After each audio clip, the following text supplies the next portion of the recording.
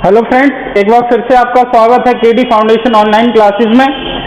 जैसा कि पिछले वीडियो में हमने देखा, संविधान की एक विस्तृत चर्चा करने की कोशिश करी, संविधान को समझने का प्रयास किया कि संविधान किसे कहते हैं, क्यों बनाया गया संविधान और संविधान में कैसी चीजें होती हैं। ठीक है, तो आज हम उससे आगे चर्चा करने की कोशिश करते हैं कि संविधान यदि बना है, संविधान को बनाने वाली कोई संस्था रही होगी, तो जाहिर सी बात है कि संविधान का निर्माण एक प्रॉपर संविधान सभा ने किया। तो आज हम उस संविधान सभा की आज की वीडियो में चर्चा करते हैं और समझने का प्रयास करते हैं कि संविधान सभा में कैसे कैसे घटनाएं घटित हुई और कैसे इसका जो है एक कॉन्सेप्ट आया और कैसे जो है संविधान का हमारे संविधान का निर्माण हुआ। ठीक है, चलिए थोड़ा सा ऐतिहासिक पृष्ठभूमि देखते हैं संविधान सभा के गठन होने से पहले। ठीक है, जैसे संविधान सभा का गठन 1946 में होता है, लेकिन हम उससे पहले देखते हैं कि संविधान सभा का गठन किन परिस्थितियों में हुआ और क्यों होता है। तो देखिए 1922 में, पहली मैंने डेटिंग करी है कि 1922 में सर्वप्रथम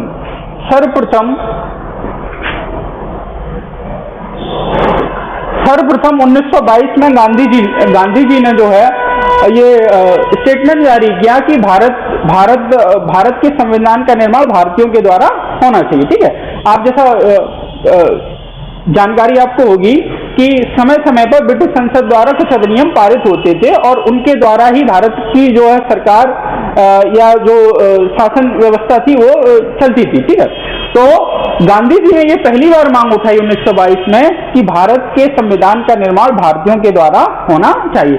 ये बात सत्य है कि गांधी जी ने संविधान सभा का नाम नहीं लिया। 1922 में जो गांधी जी का कथन है वो यह नहीं है कि एक संविधान सभा का निर्माण होगा और उसके द्वारा संविधान का निर्माण होगा। इन गांधी जी ने यह अवश्य कहा कि भारतीय संविधान का निर्माण स्वयं भारतीय द्वारा करेंगे। भारतीय स्वराज अंग्रेजों की देन नहीं होगा बल्कि भारतीयों की देन होगा। ठीक है, तो याद रखने वाली बात है, कभी इस टाइप का सवाल बने तो आप कह सकते हैं कि सर्वप्रथम संविधान निर्माण की बात किसने करी? गांधी जी ने करी। फिर अगली डेटिंग पर आते हैं। अगली डेट देखिए 1924 में, 1924 की होता है। 1924 में स्वराज पार्टी ने, 1924 में स्वराज पार्टी की स्थापना होती है। कहाँ पे होती है? इलाहाबाद में होती है। ठीक है, और ये स्वराज पार्टी 1924 में यह मांग उठाती है जोरदार तरीके से कि एक संविधान सभा का निर्माण हो और वह संविधान सभा क्या करेगी? संविधान का निर्माण करेगी। तो स्वराज पार्टी के बारे में थोड़ा सा चर्चा करते हैं। संविधान की दृष्टि से भी महत्वपूर्ण है और थोड़ा इतिहास की भी दृष्टि से महत्वपूर्ण है कि स्वराज पार्टी का निर्माण कहाँ हुआ? इलाहाबाद में हुआ। आजकल इलाहाबाद आपको प्रयागराज हो गया, लेकिन उस टाइम इलाहाबाद था। दूसरी बात देखते हैं कि स्वराज पार्टी का गठन किन किन व्यक्तियों का योगदान था। तो दो नाम आते हैं, एक मोतीलाल नेहरू, पंडित मोतीलाल नेहरू,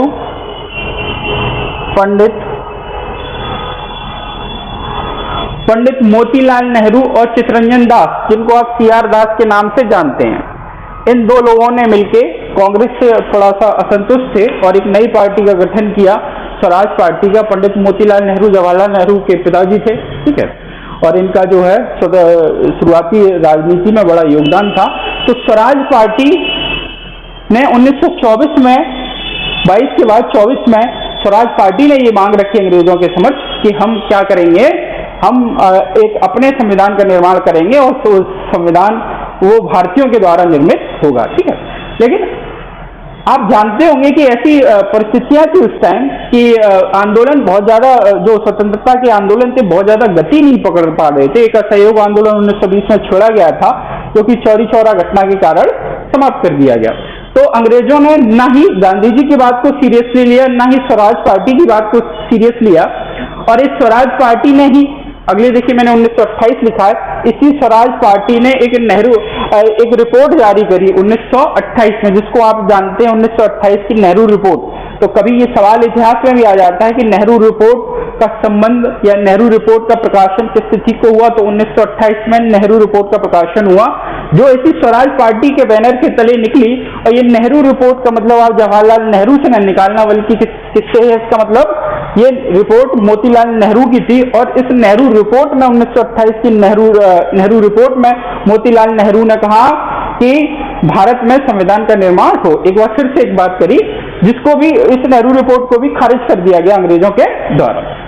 अंततोगत्वा 1942 में, ये डेट बड़ी महत्वपूर्ण है, 1942 में क्रिप्स मिशन, ठीक है, एक मिशन भारत आता है 1942 में, जब असहयोग आंदोलन भारत छोड़ो आंदोलन चलता है उस टाइम, तो क्रिप्स मिशन ने सर्वप्रथम ये बात करी।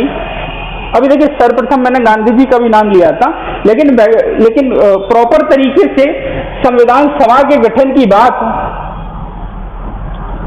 संविधान सभा के गठन की बात क्रिप्स मिशन ने की।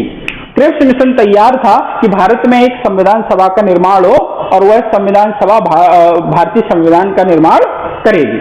लेकिन परिस्थितियां 1942 की कुछ ऐसी थी कि मुस्लिम लीग और कांग्रेस, जो उस टाइम राजनीति में जो सशक्त पार्टियां थी भारतीय राजनीति में, कांग्रेस और दूसरी मुस्लिम लीग, तो दोनों पार्टियों के बीच बड़ी असहमति था, बड़ा असंतोष था।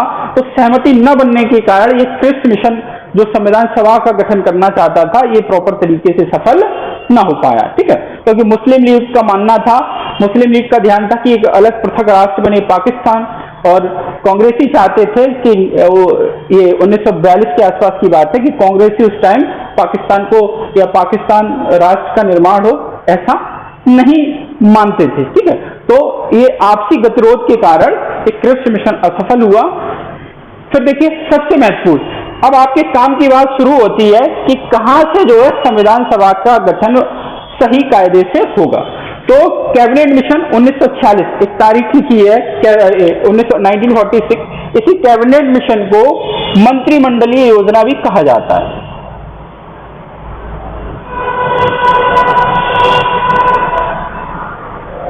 इसी कैबिनेट मिशन को मंत्रिमंडलीय योजना भी कहा जाता है।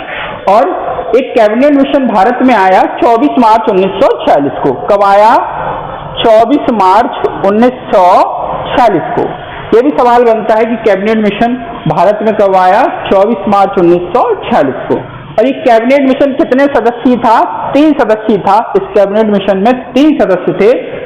देखिए कौन कौन थे, महत्वपूर्ण है, क्योंकि वैज्ञानिक आधार पर, प्रॉपर वास्तविक आधार पर, व्यवहारिक आधार पर ये कैबिनेट मिशन के भारत आने का उद्देश्य ही था कि भारत में एक संविधान सभा का गठन हो और वह संविधान सभा संविधान का निर्माण करेगी, ठीक है। अब तक बातें चल रही थी लेकिन वो वास्तविक धरातल पर नहीं आ पाई।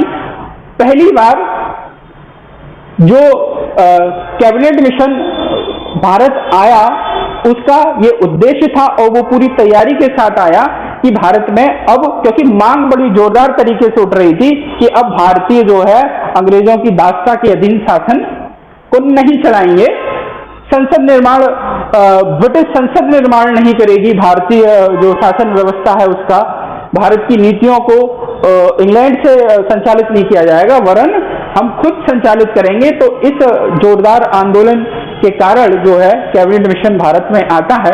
और कब आता है ये तारीख याद रखेंगे, 24 मार्च 1946।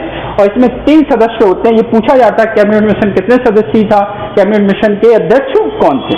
तो आप देखेंगे एक नाम आता है पैट्रिक लॉरेंस, पैट्रिक लॉरेंस, ठीक है, Patrick Lawrence, A.B. Alexander, A.B.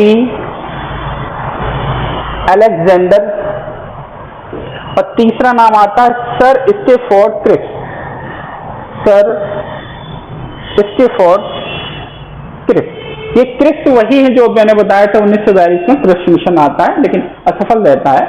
तो ये 3 सदस्यीय कैबिनेट मिशन, पैट्रिक लॉरेंस, जिसके अध्यक्ष कौन थे इस मिशन के? पैट्रिक लॉरेंस कौन थे? इस कैबिनेट मिशन के अध्यक्ष पैट्रिक लॉरेंस थे और 2 क्या थे? सदस्य थे। अर्थात कैबिनेट मिशन 3 सदस्यीय था। और सवाल आता है कैबिनेट मिशन के भारत आने का मुख्य उद्देश्य क्या था? तो कैबिनेट मिशन के भारत आने का मुख्य उद्देश्य था संविधान का निर्माण करना नहीं, वरन किसका निर्माण करना? एक संविधान सभा का निर्माण करना, ठीक है।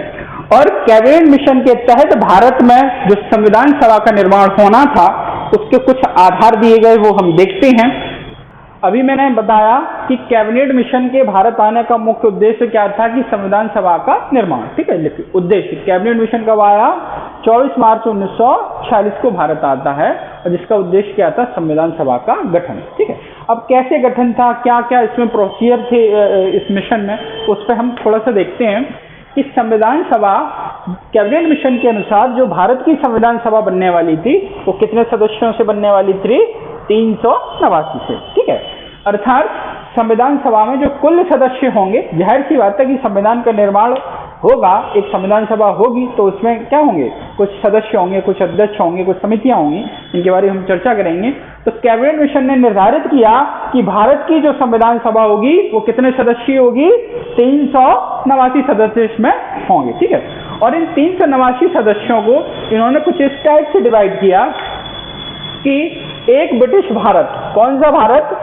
एक ब्रिटिश भारत, अर्थात जहां जहां ब्रिटिश सरकार का सीधा शासन था, ठीक है। आप ऐसे समझिएगा कि 389 सदस्यों को इन्होंने 3 भागों में डिवाइड किया कैबिनेट मिशन ने, जिसमें एक था ब्रिटिश भारत, दूसरा चीफ कमिश्नरी क्षेत्र और तीसरा देसी रियासतें। आप ऐसे समझेंगे, भले ही अंग्रेजों का शासन था भारत पर, लगभग 200 वर्ष भारत गुलाम रहा अंग्रेजों का, लेकिन कुछ देसी रियासतें थी जो अपना स्वतंत्र अस्तित्व बचाई हुई थी, इंग्लैंड के अधीन कह सकते हैं, लेकिन यहाँ खुद का शासन चलता था। यहाँ कोई मुख्यमंत्री या चीफ मिनिस्टर या कोई गवर्नर शासन नहीं करता था। तो कुछ भारत में देसी रियासतें थी, कुछ चीफ कमिश्नरी थी। चीफ कमिश्नरी आप ऐसे समझ सकते हैं जैसे वर्तमान में यूटीआई है, यूनियन टेरिटरी या संघ शासित क्षेत्र जो आप देखते हैं, सेम उस टाइम भी कुछ चीफ कमिश्नरी होती थी जहाँ सीधे शासन गवर्नर जनरल के माध्यम से होता था। तो चीफ कमिश्नरी उस टाइम कितनी थी? 4 चीफ कमिश्नरी क्षेत्र थे। और जो देसी रियासतें थी, देखिए 4 चीफ कमिश्नरी क्षेत्र से यहाँ तात्पर्य क्या है कि 389 सीटों में 4 सीटें जो देने ये कैबिनेट मिशन ने दी, वो किसको दी? चीफ कमिश्नरी क्षेत्र को।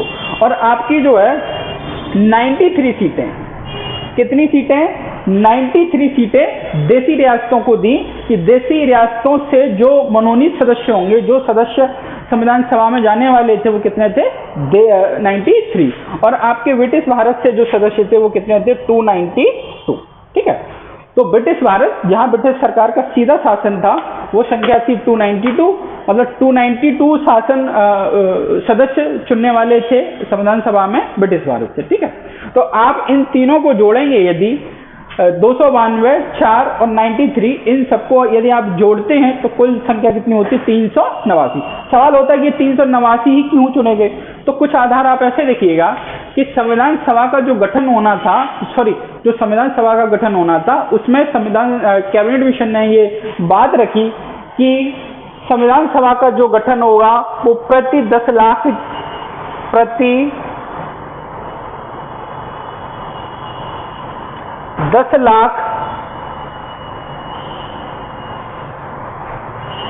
जनसंख्या पर एक सदस्य। अर्थात ये कैबिनेट मिशन ने ये प्रस्ताव रखा कि प्रति 10 लाख की जनसंख्या पर कितना सदस्य चुना जाना था? 1 लाख, ठीक है। दूसरी बात इन्होंने रखी, तो ये जो 10 लाख की जनसंख्या पर एक सदस्य चुना जाना था, तो उस टाइम भारत की जनसंख्या लगभग 40 करोड़ के आसपास थी, लगभग, ठीक है। और एग्जैक्ट डाटा नहीं था 40 करोड़, लगभग 40 करोड़ के आसपास थी।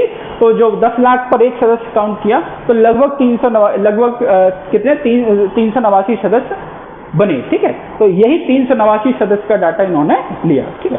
दूसरी इन्होंने क्या कहा? दूसरी बात कैबिनेट मिशन ने क्या रखी कि जो चुनाव होना था, संविधान सभा के सदस्यों का जो चुनाव होना था, वो कैसे होगा? प्रांतीय विधानसभाओं। ध्यान रखिएगा, बड़े महत्वपूर्ण पॉइंट है, अक्सर सवाल आता है, क्या एक प्रति 10 लाख की जनसंख्या पर एक सदस्य? दूसरा, प्रांतीय विधानसभाओं, प्रांतीय विधानसभाओं से निर्वाचित सदस्य। अर्थात आप ऐसे देख सकते हैं कि एक तो 10 लाख की जनसंख्या पर एक सदस्य चुना जाएगा, और ये जो एक सदस्य चुना जाएगा 10 लाख की जनसंख्या पर, वो कहां से चुना जाएगा? वो प्रांतीय विधानसभाओं से निर्वाचित सदस्यों में से चुना जाएगा। अर्थात जैसे आजकल आप देखते हैं कि आपकी जो राज्य विधानसभा होती है या विधायक होते हैं, सेम उस टाइम भी जो है जो प्रांतीय विधानसभाएं थी, उनमें जो निर्वाचित सदस्य जिनको जनता ने चुना था, वो सदस्य ही क्या होंगे, इस संविधान सभा में शामिल होंगे। ठीक है, तो अब देखिए एक दो बातें देखिएगा। एक सवाल आता है कि क्या संविधान सभा के सदस्यों का जो है चुनाव होता है वो प्रत्यक्ष निर्वाचन से हुआ? ठीक है, तो आप यहाँ देखेंगे कि जो प्रांतीय विधान सभाओं से जो निर्वाचित सदस्य थे, ये तो जो है जनता ने चुने होंगे, लेकिन ये जो प्रांतीय विधान सभाओं से निर्वाचित सदस्य जो यहाँ पहुंचे, ये संविधान सभा के नाम से चुनाव नहीं हुए कि भारत में एक संविधान सभा बनने वाली है और उसका चुनाव होगा और जनता क्या करेगी, वोट करेगी। ठीक है, तो अप्रत्यक्ष निर्वाचन आप समझ सकते हैं कि जनता ने तो इनको चुना और इन्होंने किसको चुना, ये जनता ने इन सदस्यों को चुना होगा और ये सदस्यों का चुनाव कहाँ हुआ, संविधान सभा के लिए हुआ। ठीक है, और एक बात याद रखने वाली यहाँ ये भी है कि पूर्ण जो निर्वाचित सदस्य थे ये भी शामिल नहीं हुए, कुछ मनोनीत सदस्य भी शामिल हुए। तो आप ऐसे समझ सकते हैं कि जो संविधान सभा का चुनाव हुआ वो निर्वाचित सदस्य भी शामिल थे उसमें और मनोनीत सदस्य भी शामिल थे। देखिए जरा, ये 292 सदस्य ब्रिटिश भारत से लिए, जहां सीधे ब्रिटिश भारत का नियंत्रण था, और 4 सदस्य चीफ कमिश्नरी क्षेत्रों से लिए जाने थे। तो टोटल कितने हो गए, 292 और +4 को आप ऐड करेंगे तो संख्या होती है 296। तो 296 सदस्यों का चुनाव, आप कह सकते हैं कि 296 सदस्य कैसे थे, निर्वाचित सदस्य जो चुनाव हुआ, अप्रत्यक्ष रूप से चुनाव हुआ, वो चुनाव जो निर्वाचित सदस्य हुए संविधान सभा में कितने थे, 296। और आपके ये जो 93 सदस्य थे देशी रियासतों के, इनका चुनाव न कर बल्कि इनको क्या किया गया, मनोनीत किया गया। देशी रियासतों के जो राजा या महाराजा या राजकुमार होते थे उनको मनोनयन के द्वारा, नॉमिनेशन के द्वारा संविधान सभा में भेजा गया। तो हर वर्ग को संतुष्ट करने का प्रयास किया गया। और एक दो चीजें देखते हैं कि संविधान सभा के अंतर्गत जो है सामान्य वर्ग का चयन किया गया, हिंदू वर्ग का चयन किया गया, मुस्लिम वर्ग था, सिख वर्ग था, ईसाई था, महिलाएं भी थी। तो हर वर्ग को इसमें जगह देने की कोशिश करी गई कि एक मजबूत संविधान सभा का पहले निर्माण करना है, ताकि एक मजबूत, एक शक्तिशाली संविधान का निर्माण यह सभा कर सके। ठीक है, अच्छा एक दो पॉइंट और आप देख सकते हैं इससे कि जो आपका 296 पर चुनाव होता है, जहां 296 निर्वाचित सदस्य होते हैं, इस 296 सदस्यों में से आप ऐसे देख सकते हैं कि 296 सदस्यों में से उस टाइम की 2 मजबूत पार्टियां, एक पार्टी होती है कांग्रेस और एक पार्टी होती है मुस्लिम लीग।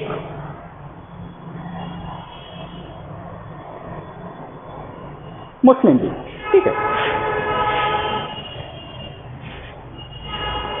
तो जो कांग्रेस को सीटें मिलती हैं, अर्थात कांग्रेस जो सीटों पर विजित होती है वो कितनी सीटों पर होती है, 208। और 208 सीटें किसके हिस्से में जाती हैं संविधान सभा के लिए, कांग्रेस के हिस्से में। और 73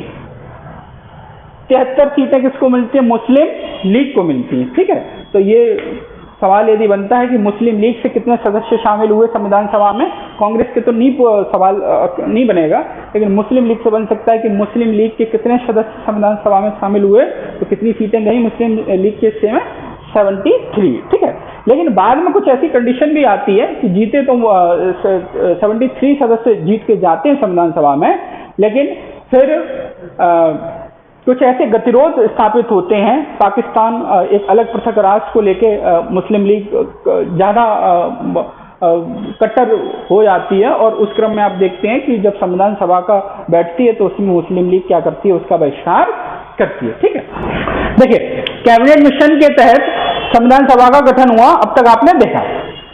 तो ये जो गठन होता है, संविधान सभा का गठन कब होता है, जुलाई 1946 में, जुलाई 1946 में।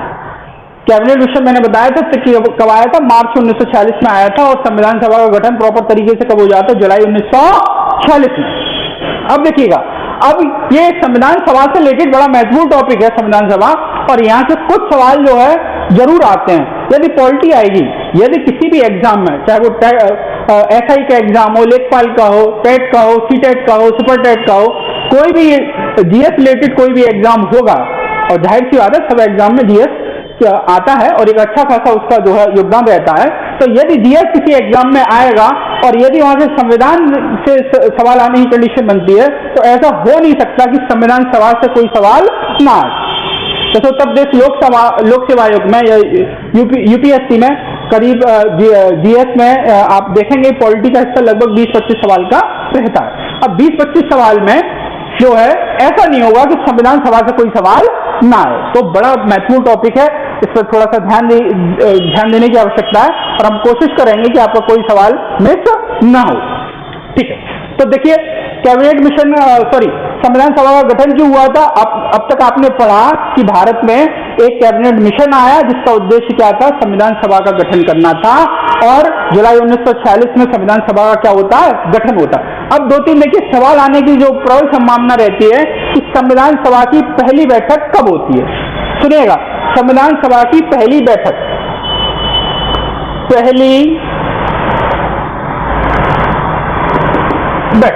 अब देखिए यहां 2-3 तारीखें याद रखिएगा कि संविधान सभा की पहली बैठक होती है 9 दिसंबर 1946 को।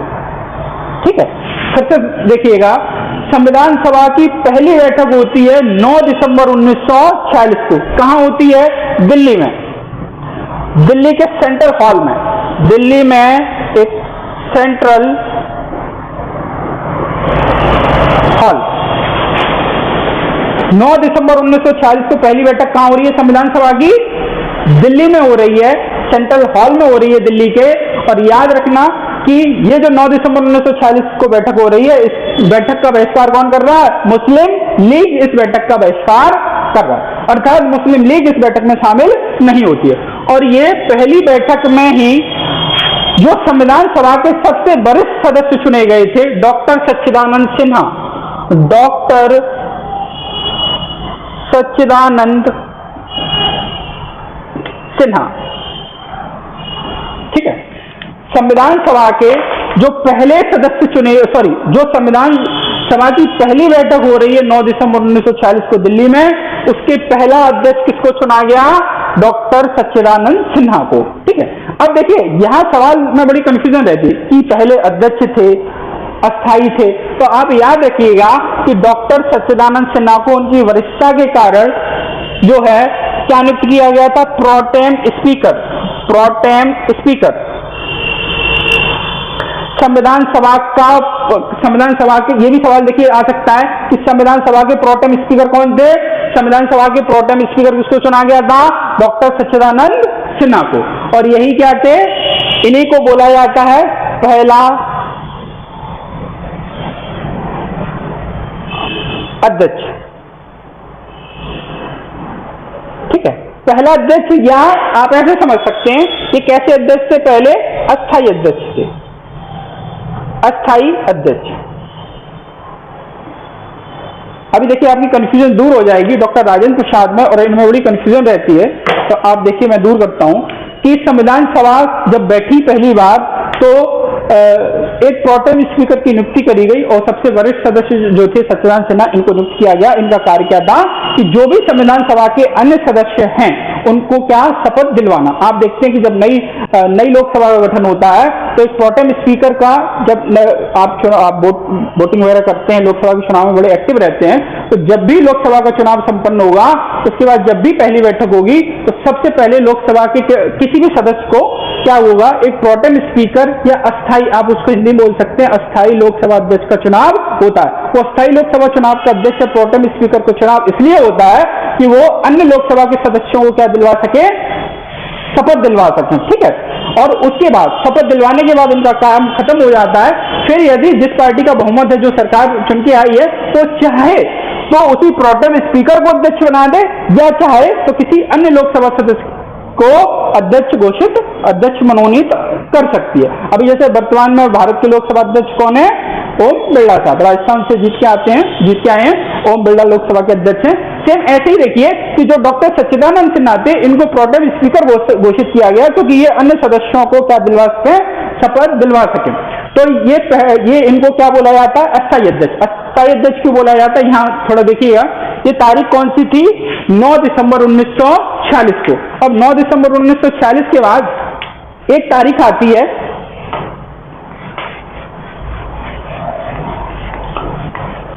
9 दिसंबर के बाद आपको याद रखना है, अगली तारीख याद रखनी है 11 दिसंबर 1946। कौन सी तारीख याद रखनी है? 11 दिसंबर 1946 को। अब ये 11, देखिए 9 का दिन गुजरा, 10 का दिन गुजरा, मतलब 2 दिन के बाद 11 दिसंबर 1946 को सर्वसम्मति से डॉक्टर राजेंद्र प्रसाद को, किसको? डॉक्टर राजेंद्र प्रसाद, सर्वसम्मति से डॉक्टर राजेंद्र प्रसाद को संविधान सभा का पहला अध्यक्ष या स्थायी अध्यक्ष मनोनीत किया गया। ठीक है, पहले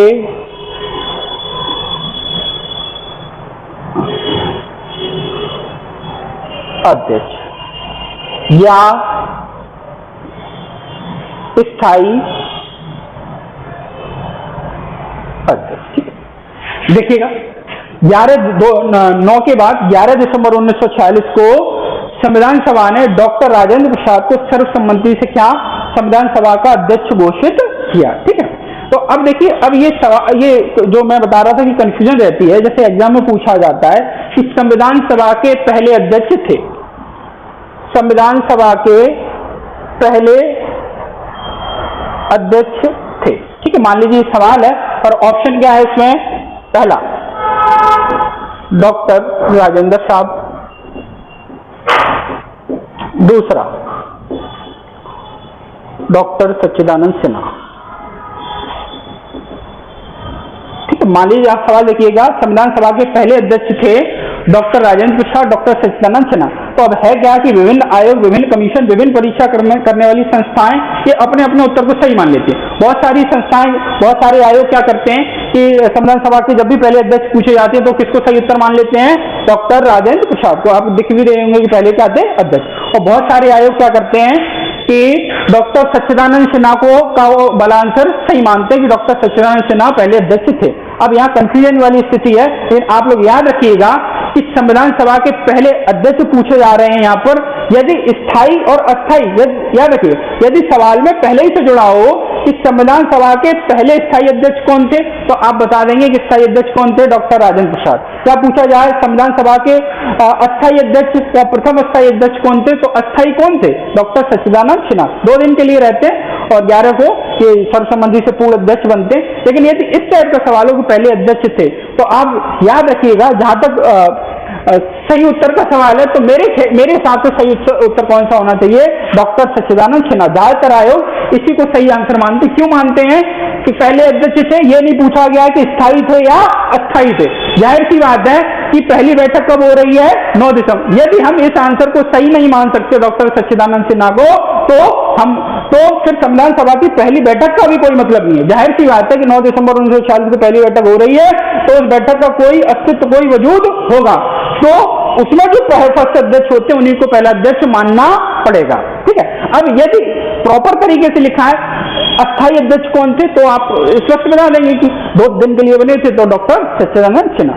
ठीक है, ये आपको जो है शायद अब आप इस आंसर को सही करें या आपके दिमाग में जो इस आंसर को लेके, इस क्वेश्चन को लेके डाउट हमेशा रहता होगा, उसका शायद समाधान हो पाया हो। ठीक है, अब हम चलते हैं। आपने 2 तारीखें देख ली, एक 9 दिसंबर 1946, दूसरी पहली बैठक हो रही है, दूसरी देख ली आपने 11 दिसंबर 1946, जहां क्या हो रहा है? डॉक्टर राजेंद्र साहब को पूर्ण अध्यक्ष या स्थायी अध्यक्ष घोषित किया जा रहा है। तीसरी तारीख पे आते हैं 13 दिसंबर 1946। अब देखिए, ये तीनों तारीखें बड़ी महत्वपूर्ण है, यहां से सवाल अक्सर पूछे जाते हैं। 13 दिसंबर 1946 को क्या हो रहा है कि डॉक्टर जवाहरलाल नेहरू, याद रखिएगा कौन? डॉक्टर नेहरू, डॉक्टर जवाहरलाल नेहरू संविधान सभा में 13 दिसंबर 1946 को एक पेश करते हैं। क्या? उद्देश्य प्रस्ताव। उद्देश्य प्रस्ताव। क्वेश्चन आता है कि संविधान सभा में उद्देश्य प्रस्ताव को किसने पेश किया? तो आंसर होगा डॉक्टर जवाहरलाल नेहरू ने। कब पेश किया? 13 दिसंबर 1946 को। ठीक है, पेश किसने किया? डॉक्टर जवाहरलाल नेहरू ने। ये उद्देश्य प्रस्ताव से आप ऐसे समझिएगा कि संविधान सभा जो संविधान बनाने वाली थी उसका क्या था? एक प्रपोजल था, उद्देश्य था कि संविधान सभा में कैसे क्या क्या चीजों को शामिल किया जाएगा जो वर्तमान उस टाइम की देश की परिस्थितियों के हिसाब से जो है अनुकूल होगी या प्रतिकूल होगी। तो ये उद्देश्य प्रस्ताव था। याद रखने वाली है कि यही उद्देश्य प्रस्ताव आगे जाके क्या बनता है? भारत की प्रस्तावना या उद्देशिका। जब आप भारत का संविधान पढ़ते हैं या कोई भी, आप ऐसे समझिएगा, आप किसी किताब का अध्ययन करते हैं तो किसी किताब को खोलने से पहले, मतलब कोई चैप्टर स्टार्ट होने से पहले जो फर्स्ट पेज होता है उस पर उस बुक का क्या होता है? कुछ इंट्रोडक्शन होता है, उस उद्देश्य होता है कि किताब क्यों लिखी गई, किताब में क्या क्या समावेश है। सेम वैसे ही जो उद्देश्य प्रस्ताव जवाहरलाल नेहरू ने 13 दिसंबर को पेश किया और संविधान सभा में, वही आगे चलकर क्या बना? उद्देशिका, संविधान की उद्देशिका या प्रस्तावना बना। उद्देशिका या प्रस्तावना।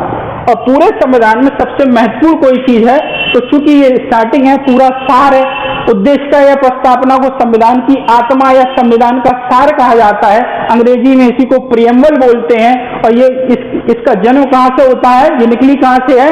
इसी उद्देश्य प्रस्ताव से ये निकली है। ठीक है, अब एक तारीख और देखते हैं। तारीखों का कुछ खेल है, वो हमको क्वेश्चन यहाँ से बनने की पॉसिबिलिटी रहती है, इसलिए हम इस पर चर्चा कर रहे हैं। एक आपकी तारीख हो गई 9 दिसंबर 1940, दूसरी हो गई 11 दिसंबर 1940 और तीसरी हो गई 13 दिसंबर 1940 को। हम आते हैं जरा आगे। एक तारीख हम लिखते हैं 22 जनवरी 1947। ठीक है, 22 जनवरी 1947। तो सवाल आता है कि जो उद्देश्य प्रस्ताव डॉक्टर नेहरू ने इस तारीख को 13 दिसंबर को क्या किया था? पेश किया था, संविधान सभा के समक्ष रखा था, लेकिन ये पारित कब हो रहा है? 22 जनवरी 1947 को ये उद्देश्य प्रस्ताव क्या हो रहा है? पारित हो रहा है। याद रखिएगा, पहले क्या हो रहा है? उद्देश्य प्रस्ताव पेश हो रहा है, फिर इस पर चर्चा होती है, वोटिंग होती है और ये पारित कब होता है? 22 जनवरी 1947 को ये उद्देश्य प्रस्ताव क्या होता है? पारित होता है। ठीक है, अब देखिए, ये संविधान बनने के निर्माण में बहुत सारी समितियों का निर्माण किया गया। समितियों से सवाल आने की प्रबल संभावना रहती है। ठीक है, कि कौन सी समिति को कौन कौन से कार्य सौंपे गए थे। अब जाहिर सी बात है, संविधान सभा में 389 सदस्य थे, तो उनके कार्यों का बंटवारा होगा कि आपको ये चीजें देखनी है, आपको ये चीजें देखनी। तो अब हम देखते हैं और चर्चा करते हैं संविधान समितियों की। अब हम संविधान सभा और उसकी कुछ समितियां देखते हैं कि संविधान सभा के अंतर्गत कुछ समितियां बनी और उन समितियों के क्या थे? कुछ अध्यक्ष बने थे। मूल रूप से 8 समितियां थी, लेकिन हम देखते हैं कुछ फेमस समितियां। देखो, संविधान सभा के आप 1-2 पॉइंट क्लियर पहले ही से हो चुके हैं कि संविधान सभा के अध्यक्ष कौन थे? डॉक्टर राजेंद्र प्रसाद। ठीक है, संविधान सभा के अध्यक्ष। अस्थायी थे, स्थायी भी ये मैं डिस्कस कर चुका हूं। अस्थायी कौन थे? डॉक्टर सच्चिदानंद सिन्हा। और पूर्ण रूप से फिर स्थायी कौन बने? डॉक्टर राजेंद्र प्रसाद। दूसरा पॉइंट, संविधान सभा के उपाध्यक्ष कौन थे? तो याद रखिएगा, डॉक्टर एच.सी. मुखर्जी। संविधान सभा के अध्यक्ष डॉक्टर राजेंद्र प्रसाद, उपाध्यक्ष पे लोग ध्यान नहीं देते हैं और मान लीजिए सवाल आ जाता है तो गलत करके चले जाते हैं। तो संविधान सभा के उपाध्यक्ष कौन थे? डॉक्टर एच.सी. मुखर्जी। अब समितियों की चर्चा करते हैं कि कुछ कार्यों का बंटवारा किया गया कि इन क्षेत्रों के कार्य इन समितियों के अधीन किए जाते हैं। तो उसके तहत हम देखते हैं 3 समितियां देखते हैं। एक पहली समिति देखते हैं नियम समिति। नियम समिति अर्थात नियमों का निर्धारण क्या होगा, कैसे। संचालन समिति, जो संविधान सभा होगा उसका संचालन कौन करेगा? तो आपको पता है किसी भी सभा का संचालन कौन करता है? तो सभा का अध्यक्ष करता है। तो जाहिर सी बात है कि जो संचालन समिति होगी, अर्थात संविधान सभा का संचालन कौन करने वाला था? डॉक्टर राजेंद्र प्रसाद, क्योंकि ये क्या थे? अध्यक्ष थे। झंडा समिति। तीसरी देखिए, ये बच्चे बड़े गड़बड़ कर देते हैं, ये देखिए झंडा समिति। ठीक है, अब देखिए 3 समितियां मैंने एक साथ लिखी हैं, डाला है किसके सामने? डॉक्टर राजेंद्र प्रसाद को। अर्थात नियम समिति, संचालन समिति और झंडा समिति, ये तीनों समितियां किसकी थी? डॉक्टर राजेंद्र प्रसाद। अर्थात इन 3 समितियों के अध्यक्ष कौन थे? डॉक्टर राजेंद्र प्रसाद। अब देखिए, अब बहुत सारी बुक्स में ये देखने को मिलता है, काफी अच्छी बुक्स में ये गड़बड़ी कर दी गई है कि झंडा समिति के अध्यक्ष किनको माना गया है? जे.बी. कृपलानी को। सुनिएगा फिर से, झंडा समिति के अध्यक्ष के तौर पे नाम आता है जे.बी. कृपलानी का, और कई एग्जाम में भी पूछा गया है और इसका विवादित सवाल हो जाता है ये तो याद रखना है कि जो झंडा समिति थी उसके अध्यक्ष कौन थे? डॉक्टर राजेंद्र प्रसाद। ये फिर जेवी कृपलानी कौन थे? क्योंकि यही विवाद का कारण होता है कि झंडा समिति के अध्यक्ष लिखा होता है जेवी कृपलानी। अब देखिए, एक झंडा समिति जो मेन समिति है उसके तो डॉक्टर राजेंद्र साहब हैं, लेकिन जो झंडा समिति की भी एक क्या थी? उप समिति। जो झंडा तदर्थ एडॉक जो झंडा कमेटी बनाई गई उसकी भी एक सब कमेटी बनाई गई, अर्थात झंडा उप समिति। इस झंडा उप समिति के अध्यक्ष कौन थे? जेवी कृपलानी। अब देखिए सवाल आता है, मान लीजिए झंडा समिति के अध्यक्ष कौन थे, और दोनों ऑप्शन में रखते हैं डॉक्टर राजेंद्र प्रसाद और जेवी कृपलानी, तो आपका आंसर क्या होगा? डॉक्टर राजेंद्र प्रसाद। अब मान लीजिए यही सवाल आता है, उसमें डॉक्टर राजेंद्र प्रसाद गायब है, अर्थात डॉक्टर राजेंद्र प्रसाद का उसमें जिक्र नहीं है, और ऑप्शन में क्या है? जेवी कृपलानी, जेएल नेहरू, पटेल साहब। तो आप उत्तर क्या बताएंगे? कि फिर उत्तर आपका हो जाएगा कि झंडा समिति के अध्यक्ष कौन थे? जेवी कृपलानी। क्यों? क्योंकि झंडा समिति से ही रिलेटेड एक जो 22 जो उप कमेटी थी उसके अध्यक्ष हुए ना। तो यदि फिर से सुनिएगा कि झंडा समिति के अध्यक्ष पूछे जाते हैं और ऑप्शन में डॉक्टर राजेंद्र प्रसाद होता है, तो आंसर सही होगा आपका डॉक्टर राजेंद्र प्रसाद। और डॉक्टर राजेंद्र प्रसाद ऑप्शन में नहीं है, तो फिर आंसर क्या सही होगा? जेवी कृपलानी। संघीय समिति, संघीय समिति के अध्यक्ष, ये बड़ी महत्वपूर्ण समिति है। संघीय समिति के अध्यक्ष कौन है? डॉक्टर जवाहरलाल नेहरू। आप देखेंगे जो कैबिनेट मिशन भारत आया था उसके दो उद्देश्य थे। एक मुख्य उद्देश्य क्या था? कि भारत में संविधान सभा का निर्माण करना, और दूसरा एक उद्देश्य था अंतरिम सरकार का गठन करना। जब तक चुनाव नहीं होते हैं, प्रॉपर तरीके से संविधान लागू नहीं होता है, तब तो भारत में एक अंतरिम सरकार की व्यवस्था कर दी जाए। तो अंतरिम सरकार के अंतर्गत जो प्रधानमंत्री का पद होता है वो किसके हिस्से में जाता है? जवाहरलाल नेहरू के में। तो देखिए संघीय व्यवस्था, संघीय व्यवस्था या संघ सरकार का जो मुखिया होता है, संघ का मतलब आप समझ सकते हैं पूरे देश से, पूरे राज्य से, और संघ का जो मेन सरकार को चलाने वाला व्यक्ति होता है वो कौन होता है? प्रधानमंत्री होता है। तो संघीय समिति से संबंधित मामलों के अध्यक्ष कौन बनाए गए? जवाहरलाल नेहरू। ठीक है। देखिए दूसरी समिति देखिएगा, मौलिक अधिकारों की समिति, बड़ा महत्वपूर्ण है। दो तीन बातें याद रखनी है। एक मौलिक अधिकार की समिति, दूसरी प्रांतीय समिति, अर्थात राज्यों से संबंधित समिति। प्रांतों को जो प्रांतों का गठन होना था, या बहुत सारी देशी रियासतें थी जो ब्रिटिश भारत के अंतर्गत नहीं थी या आजाद भारत में शामिल नहीं होने वाली थी, वो रियासतें स्वतंत्र रियासतें थी, उनको भारत में शामिल करने के लिए जो जिम्मेदारी सौंपी गई वो किसको सौंपी गई? सरदार वल्लभ भाई पटेल को। उनको आयरन मैन ऑफ इंडिया कहा जाता है, लौह पुरुष। ठीक है। तो सरदार पटेल तीन समितियों के अध्यक्ष थे। पहली देखिएगा मौलिक अधिकारों की समिति, मौलिक अधिकार जिसके दिशा निर्देश में तैयार होने वाले थे या उनसे संबंधित जो चर्चा को आगे बढ़ाएंगे वो कौन थे? सरदार पटेल। तो मौलिक अधिकार की समिति, दूसरी प्रांतीय समिति या राज्यों से संबंधित समिति के भी अध्यक्ष कौन थे? सरदार पटेल। और एक समिति और थी अल्पसंख्यकों की समिति। तो तीन समिति, मौलिक अधिकार, प्रांतीय समिति और अल्पसंख्यकों की समिति के अध्यक्ष कौन थे? सरदार वल्लभ भाई पटेल। अगली समिति देखेंगे, एक समिति लिखी हुई है सबसे लास्ट में, आवास समिति। इस आवास समिति के अध्यक्ष कौन थे? प्रतापी सीतारमैया। ठीक है। तो अब देखिए आपकी महत्वपूर्ण समितियां हो गई, लेकिन एक जो सबसे महत्वपूर्ण समिति है कौन सी? प्रारूप समिति, जिसको ड्राफ्टिंग कमेटी या रूपरेखा समिति, तो हिंदी में पांडुलेखन समिति बोलते हैं। तो समिति के अध्यक्ष कौन थे? डॉक्टर भीमराव अंबेडकर, जिनको संविधान का निर्माता या संविधान का जनक कहा जाता है। ठीक है। तो अब हम कल नेक्स्ट वीडियो में चर्चा करते हैं। वीडियो काफी लंबा होता जा रहा है, तो प्रारूप समिति और संविधान सभा से रिलेटेड जो भी कुछ महत्वपूर्ण क्वेश्चन आते हैं, जो भी महत्वपूर्ण बिंदु जो छूट रहे हैं आज, वो हम नेक्स्ट वीडियो में चर्चा करते हैं और फिर आगे कॉन्स्टिट्यूशन को बढ़ाते हैं। तब तक के लिए वीडियो देखने के लिए आपका बहुत बहुत धन्यवाद, और चैनल को लाइक, शेयर और सब्सक्राइब करना बिल्कुल ना भूलें, और जुड़े रहिए चैनल के साथ।